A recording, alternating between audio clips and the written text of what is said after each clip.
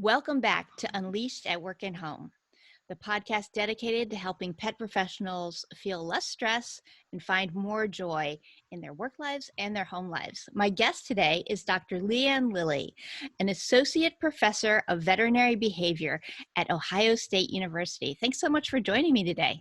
Oh, thank you for having me, Colleen. Happy to be here. I'm excited to have you. You and I were talking before we started recording about resilience as our theme word. And I said, one of my hesitations about using resilience is that I see resilience as the overarching umbrella of everything that Unleashed at Work and Home does. And so I often am looking for little subsets of it. And while we were talking, you shared with me that while going through your, I'm going to get the word wrong, residency, is it residency? Yeah, it's a residency.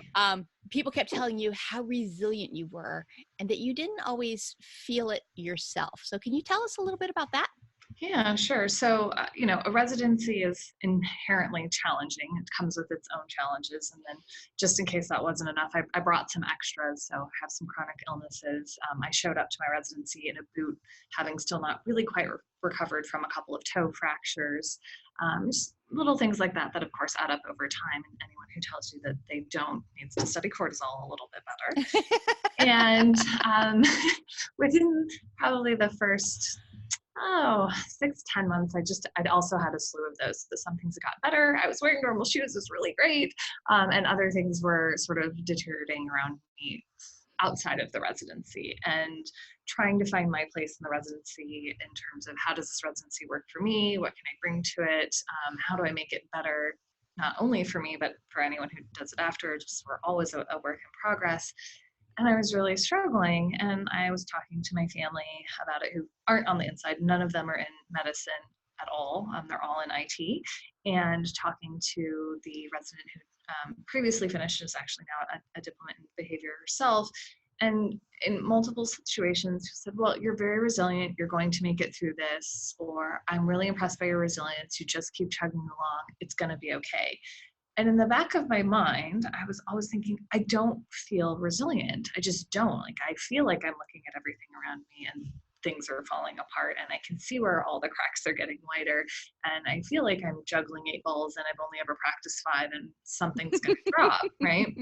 Which is, I think, how most of us feel every day to some degree. Yes. And it was fairly consistent, just in terms of everything that was going on. And I talked a little bit about that with the other behaviorist, and she's like, no, that's sort of the point. I sort of had to sit down and think about it. And it is sort of the point, right? You don't have to feel resilient to be resilient, which is sort of like when we say someone's being brave. It's not that you're not afraid when you're brave. It's that you're afraid, but you do the right thing anyway, or the appropriate thing, or at least something, right? Yes.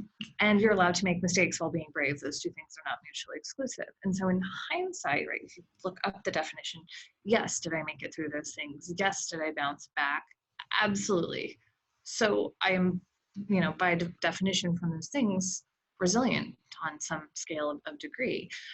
And I would have never said that that's kind of how I framed it. Because I think for me, most of my approach to it has always been about persistence, which can be both a good thing and a bad thing. So we think about persistence as continually moving forward and sticking with things. And sticking with things is sometimes not a good way to be resilient, right? There's got to be that space to step sideways, or to bend instead of break, instead of just rigidly moving forward. And so I think that was also part of what was hard about it for me, is that to me that enveloped some sort of championing type behavior that I was not internally feeling. But I think it fits under that umbrella, right? It's a small piece of that, because you do, right? You're not going to bounce back from something if you can't even make it forward through it. And it doesn't have to be pretty while you're making it forward through it, which is another thing that I think most of us struggle with, right? We want it to be good. We want it to be right. We want it to be pretty. We would love for it to be effortless, although I think most of us have decided that that's a pipe dream. I hope. It's okay if it's not effortless. And so I think from an internal dialogue, that was where I was coming from. But again, having made it through that, it's much more clear that was part of how I was resilient, was through my persistence. Yeah, I think that there's so much there to unpack and talk about. I particularly like the idea of that it's okay to make mistakes while doing it and that it doesn't have to be effortless. And I think it's really easy to look at other people and see only their successes and only the fluidity with which they do things and go, well, it's easy for her, and not recognize that it wasn't easy for her and it wasn't easy for anyone. And Yes. it's Or part that of it. it may at this point in their training be easy for them Mm-hmm. because they're almost at the end of their residency, and guess what, you just started. It's not supposed to be easy for you. If it was already easy for you, you wouldn't need to do this training program. And I think that's something that, particularly in this field, right, we tend to collect do-gooder, goal-driven perfectionists in Oh, yeah. the People animal field, pleaser, too. and yep, people pleaser and compassionate. So if you Yeah. package all of those into one location, and then you have a whole bunch of tensions on all of those drives, and someone on the outside looks like it's a cakewalk, it can make it almost harder for you to feel like you are tugging forward. And it doesn't necessarily matter that you logically know that yes, they had to go through this, and yes, it was probably hard for them at some point. What you see is just what your knee-jerk sort of reptilian brain responds to, and then that becomes, if we're not careful, your inner dialogue as well. Yes. Yes, that's really important. Kind of making that head-heart connection of like, oh, yeah, I totally understand that, and but then to really feel it, because if you don't feel it, you do get the ugly inner dialogue. So Yes. tell me, how has your inner dialogue changed now that you have adopted resilient as an adjective to describe yourself? Oh, that's a good question.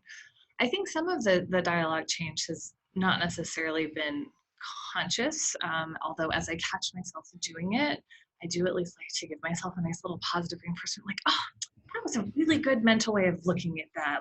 Good job, right? Like gold star for self. Dear future self, past self, you did okay, right? So Mhm. that I think has been something that that I've been more willing to do and been better about doing.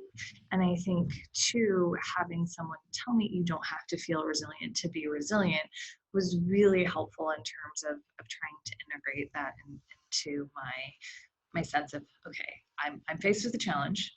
Every day we're going to be faced with a challenge. Some of them are, again, huge cracks that seem like they're going to form the Grand Canyon, and other of them are like, stubbed your toe, right? And how we sort of internalize those can really set you up for how much harder it is or isn't to make it through. And so I think it's important to say, yep, there's a big crack. Holy crap. And then take that and say, okay, well, what do I want out of that crack? What do I need out of that crack? How much of that crack is mine to address? Because there are things that just aren't ours to fix. Mm-hmm. Hard as that is for us to let go, and then say, okay, if my goal is B, what does a plan to get to B look like? Knowing that our plans are usually these beautiful, perfect straight lines between 2 points. And how you get there is usually, well, you climbed a ladder, you rolled down a hill, you swam in the Grand Canyon, you climbed up a tree, it fell over, you bicycled around in circles, and then, oh, by the way, you got to somewhere close to B. And then you assess and you say, well, maybe this is better, or maybe it's good enough, and not penalizing ourselves for any of those things, the process to get there that wasn't a straight line, or the fact that, well, we were aiming for B, but we got to C.3. Is that okay? Yeah. And if you can start with a little back step to say, okay, there's a challenge, or there's a problem, and what really is my responsibility about it, and what really is my path about it, or my plan, I think that's helpful. Again, provided that you don't hold yourself too strictly to any of those. Yes. And the questions that you just popped up with as you went through were wonderful because they were very personal, as opposed to how should it be or what should they do or what Oh, should yes, happen. yes. You were very much action based on, what parts of this are mine? How do I want to see this turn out? What should I do as my next step? And that matters a lot for resilience and inner chatter and all of those other things. And that some of that has actually just come through my behavior training and the amount of communication that we do in this particular job, right? I am not an orthopedic surgeon, so nobody ever hands me a defective knee. I don't surgerize it and send it home and say, when it's done healing, it's going to be better than when it came in. I fixed it. I don't get to say that. And I'm okay with not getting to say that. But it also means that because the work that I do is much more of a partnership between myself and my patients and the referring veterinarian and the client, and they're doing so much more of the day-to-day boots on the groundwork, that it's become very important for me not to say shoulds to a lot of my clients and patients unless I'm talking about what we would expect from the data that we have, and then framing it that way, because shoulds carry the sense of guilt, they carry the sense of expectation, and they can set yourself or your clients up for feeling like you failed even when nothing has gone wrong. And so practicing that for my clients and my patients, it's just sort of oozed into my inner dialogue, which was kind of fascinating to catch myself doing that. But also, again, one of those moments where gold star self, look at you go, using your own good communication skills on your brain. So you obviously have a great level of self-awareness that you are able to do some of this in real time and catch and go, oh, yay, gold star for me. And I love the past self, future self dialogue where future self is going to thank past self for this and tell past self they did okay. Awesome. I think that's a piece that a lot of people really struggle with. To the real-time resilience. And I always tell people it comes over time, and we can't be shooting for that piece in the moment. We need to have the self-compassion to say, well, it didn't go as well as I hoped yesterday. And I'm going to think about how I would handle that situation when it comes again, because life is so cyclic that odds are if you had a poor conversation yesterday, you're going to get to practice that one again in the future, perhaps with a different person on the other end of it. But that concept, and that over time, we can develop this real time gold star for me. I did that. Or, oh, I noticed I didn't say should when I would have previously. What are your thoughts about developing sort of a real-time resilience? I think part of getting there was actually not focusing on it, which sounds a little backwards in now that sentence come out of my mouth. But I think sometimes when we are so strictly focused on our outcomes, we do lose sight of either the steps we need to take to get there, or whether or not the steps we need to take there are actually steps we want to take, and then we need to reevaluate whether that goal is something that we want. And some of that has come through. Again, I have so many of these types of conversations with my clients, so I get a lot of good practice doing that. But some of it is also watching other people have those conversations with clients, and having these conversations with trainers that I'm working with, and saying, well, what are our goals for this dog? Are those the client's goals for this dog? Or are those just my goals for this dog?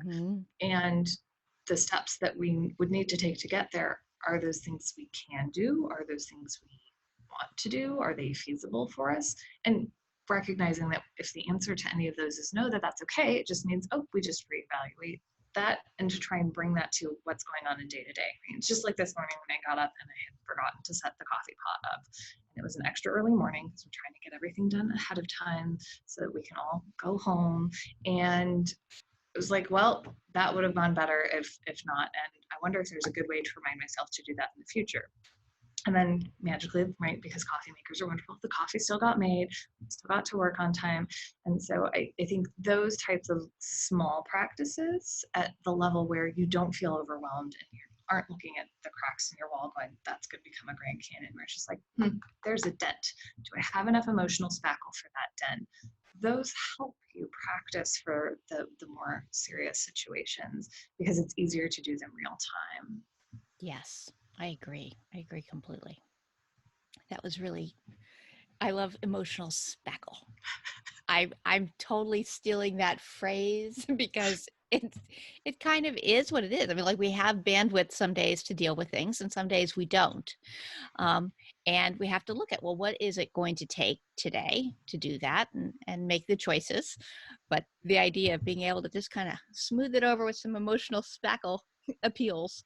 And it doesn't mean it didn't happen too. I think that's the other thing. The idea that resilience is like, you're exactly the same as after something threw you for a loop, I think is actually very toxic. It's borderline on toxic positivity, right? Because it suggests that, well, this terrible thing happened, or you got completely derailed, or you were juggling a lot of things, and you're supposed to, which is again one of those words we try not to use, Mm-hmm.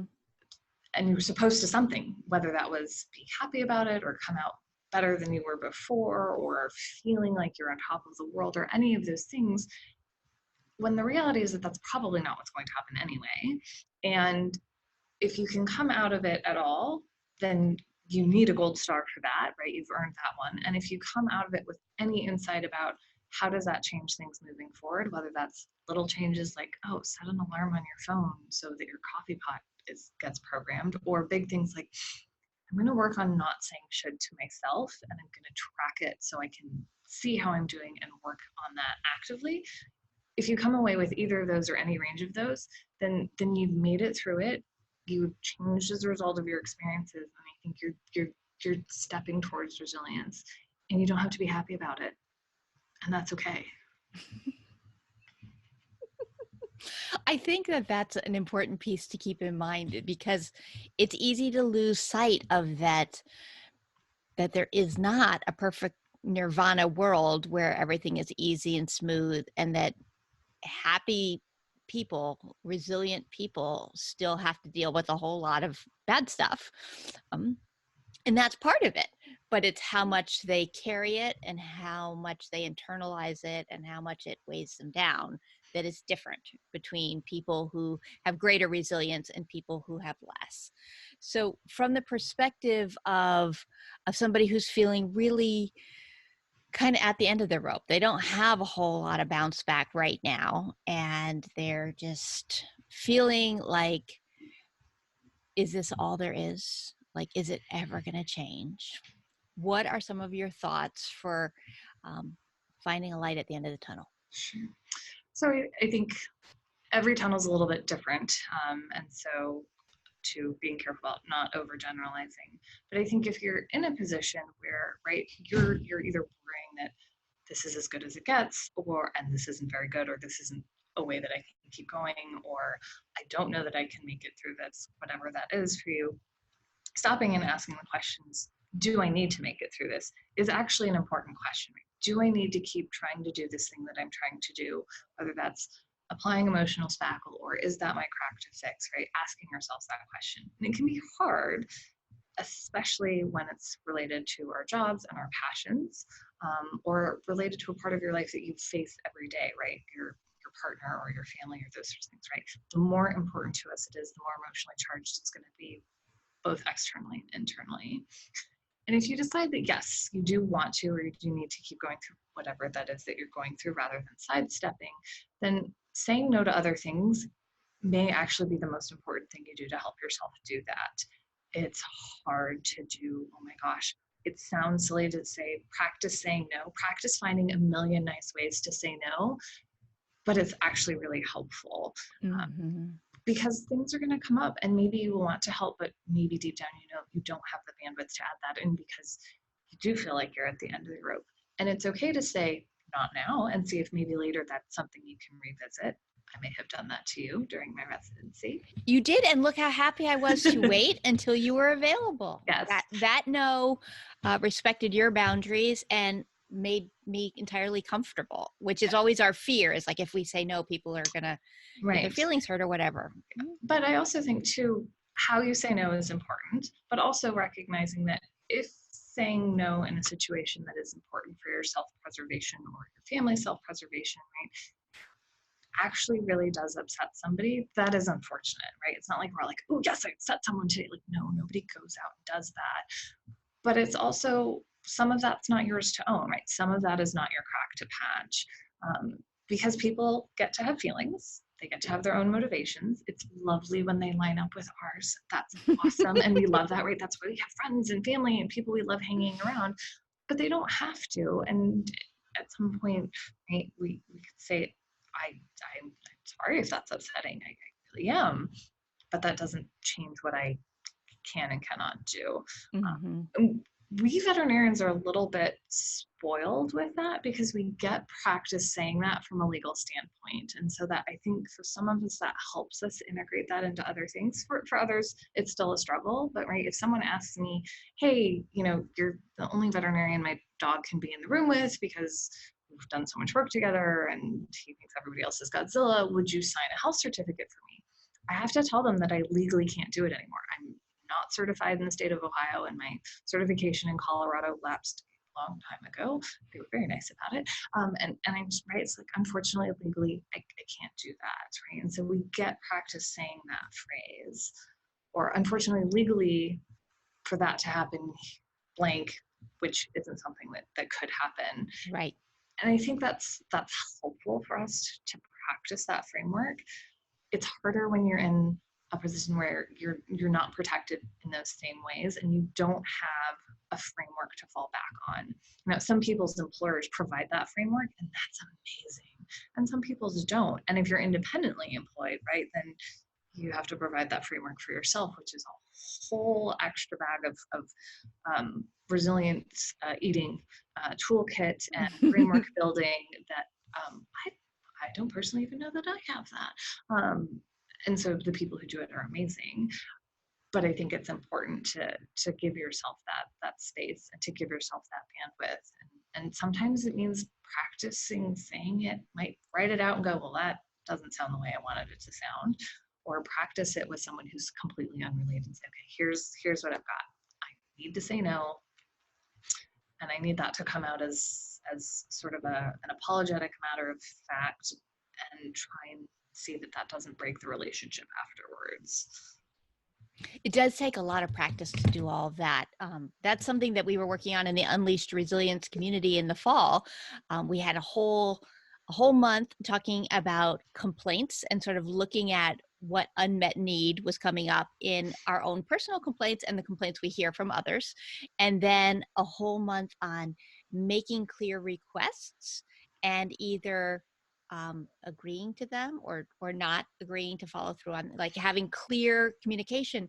And within some of that is like the setting of the boundary. Like, I don't answer emails on Sunday, period, end of space, you know, and to practice some of those things, because we're like, oh, they're waiting, whatever is coming up for you. A lot of that's in your head. And some of it might be in their head too. Like, you could totally get an email on Monday going, I emailed you on Saturday afternoon and I haven't heard back.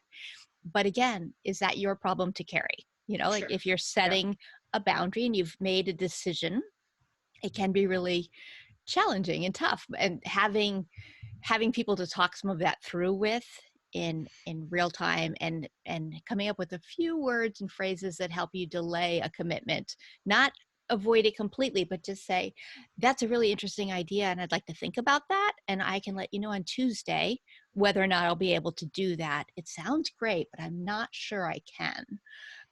Gives some practice in that, and a little bit of fluidity and I don't know, comfort, I guess, is the word I'm going for, because it's not natural for us. We are kind of people pleasing, want everything to go smoothly and comfortably for everyone, and we want everyone to be happy with us. Yep. And it doesn't always happen that way. And some of those things are things we would generally, really, genuinely, really, really like to do because they would make us happy. And sometimes when you're drowning in other things and you're trying to patch a whole bunch of cracks, you're like, I just really want to do that one thing that sounds actually really fun instead of the things that I'm dealing with now. And saying no in that situation can be very hard functionally, like to do, as well as hard on yourself. And so again, that's a situation where you can say not yet instead of no. That may also feel better, which then relieves the pressure of saying, oh God, everything's falling apart and I had this one cool opportunity and it was going to be really fun and I had to say no. So just said, how does March look, right? Like right now, no, but how does March look? So that, I think, is also, again, hard to practice, but the more you do it, even with little things, the better it comes around when it's a big thing that you really need that bandwidth for. Yeah. And that goes back a little bit to the questions that you started with, the personal questions of what do I want, and because a lot of what people find themselves doing isn't necessarily something that they personally are driven to do beyond that should, that expectation piece. And to sort of look and explore, is this the best use of my time and energy? Are there ways I could change it? If I asked for help, what would happen? Because asking for help, heaven forbid, I'm as guilty of that as most. So it's not like I'm saying you need to learn how to ask for help and not aware that I have that same tendency. When I look around at the community of pet professionals, I see such amazing, passionate, talented people who are really, really determined not to be any trouble to anyone else. That is a good way of putting it. That is a very good way of putting it, right? We go into this business so that we can help other people, and then it's like we forget that we're people and we need help. Yeah. And that not only that, but it's okay. And we're surrounded by a whole bunch of people who are driven to help people. And if we ask them, they'd be like, well, yes, I love helping people. Mm-hmm. I had an eye-opening moment about that years ago with a friend who was experiencing cancer, and she asked me to walk her dogs at lunchtime because her husband couldn't get home at lunch to do it, and she wanted to make sure her dogs got out. And I live in Northern Virginia, where lunchtime is not a time you walk a dog. It's too hot and sticky and miserable. And for a couple of weeks, I was walking her dogs at lunchtime, happy, happy, happy to be able to help her in some way. And like, there wasn't anything in the world that could have convinced me to walk my own dog at lunchtime in, 97 degrees and humidity in Virginia. And yet, when she was willing to say, I really need some help, could you help? I was very happy to have a specific way to help. Mm-hmm. And I was very happy to be done with the job too, when that was no longer needed. Yes. So Yes. that taught me a little bit about being vulnerable enough to ask for help when I need it, because I realized how very happy I was to be able to help her.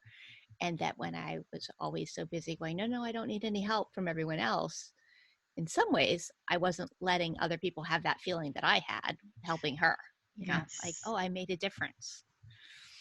And it can be challenging if you get too far down that road to figure out if someone's going to help, what are they even going to do, right? When you have one too many balls in the air, it's like, which one are they going to catch? And can I keep my rhythm if they do? Mm-hmm. And sometimes what that means is, gosh, I'd love some help. I can't even figure out what that help would be.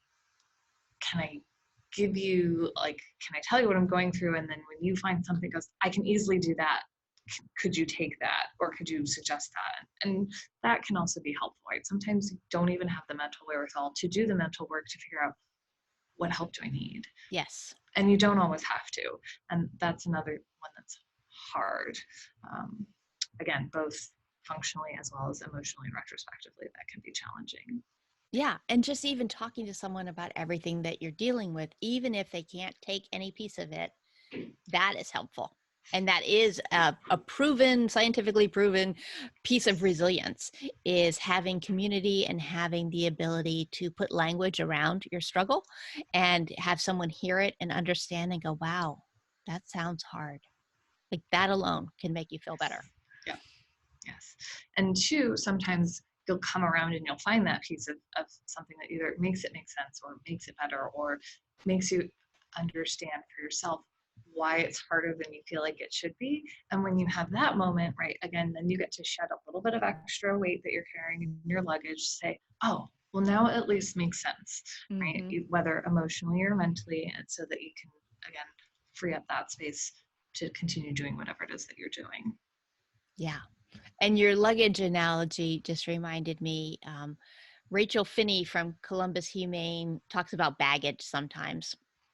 And she talks about that baggage can be perceived as a negative, like all the crud you're hauling with you, or it can be the things that you bring because you're going to need them on this journey, like. I think it's both, right? And I think the journey and the idea of packing and luggage is a really good analogy for a whole host of those things, right? Because some of the things that I bring to a situation are weightlessness, still carrying that around. I should really try and get over that. But some of them are, I've been through this great experience. I've been through this residency. I'm exceptionally overeducated, as I like to call it, right? And I have a lot of practice doing, X, Y, and Z, and right, that's part of my baggage, is part of my luggage. I've packed those for this trip. And some things you pack intentionally, and some things you pack accidentally, and some things you forget, and some things you pack intentionally and don't need. But Mm-hmm. I think all of those things are okay as again, as long as we look at them that way, and we don't say, well, the things that you're carrying have an inherent value or not on their own, and let them have a range of values. There's actually a very good book, I think it's Tim O'Brien, called The Things They Carried, which was primarily about framed in the stories and the things soldiers carried, both emotionally as well as physically, like pocket knives, what's in the knapsack. But I think both of those are also really important. Mm-hmm. And I think a lot of us do feel like in animal care industries, right, that we're not necessarily at war because we're not waging it against someone or something specifically, but right, there's this constant sense of battling against Oh, yes. the troubles that these animals are going through, and the troubles that the professions are going through. And it's very similar in those regards in terms of, right, you get up every day and you sort of fight this battle against, right, some sort of negative animal welfare or some sort of misinformation or the stress of these professions and all of that caregiving. And then at the end of the day, right, there are things that you've brought with you through the day. There are things that you've let go, things that you've lost, and sometimes losing them is good, sometimes losing them is not. But I think it's okay to essentially accumulate those things over time, decide are they useful or not, and it's okay to still have them. Yes. I think that was a beautiful summary and probably a really good place for us to wrap up on our discussion of resilience. So if people wanted to learn more about you and your work, how could they do that? So the Ohio State University's VET webpage has a section just for behaviors, vet.osu.edu/behavior. You can learn about what our appointments are based on. There's some first-time client information. Our service email is out there as well, so you can, if you have a question about what we do, you can reach out there. If you have a specific question because you're a veterinarian in the area, you can reach out to us through that as well. We're always happy to chat in that regard. And the department is also involved in the education side. So if you have someone who's interested in veterinary school and veterinary behavior, or veterinary behavior from a technician side, that's a good way to reach out to us as well. Yes, and there's such a need for that. We need more veterinary behaviorists and veterinary behavior technicians. Yes, we're only at 86 veterinary behaviorists in the country and Canada. Hopefully, but we're many growing. more. Yes. We're growing. We have a very large group of residents at the moment. So. What is very large? That's a good question. I think we're at over 30 right now, which the first year that I was a resident, I think we were around 20 total for everybody in all stages of their residency. And there are 3 more residencies opening this next summer. So we'll add 3 more at minimum to the group. So. Well, that's exciting. I mean, if there's only 86 in the US and Canada, and you've got 30 in the pipeline, that is a big change. Still, we need more. It's a long pipeline, yes, and it's a long pipeline, particularly the non-conforming or non-traditional residents who are essentially doing general practice on some days of the week and then doing this other days of the week and trying to power through that. Those are some people you should talk to about resilience because they've got it.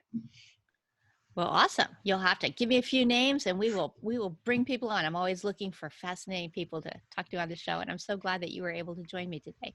Thank you so much for having me.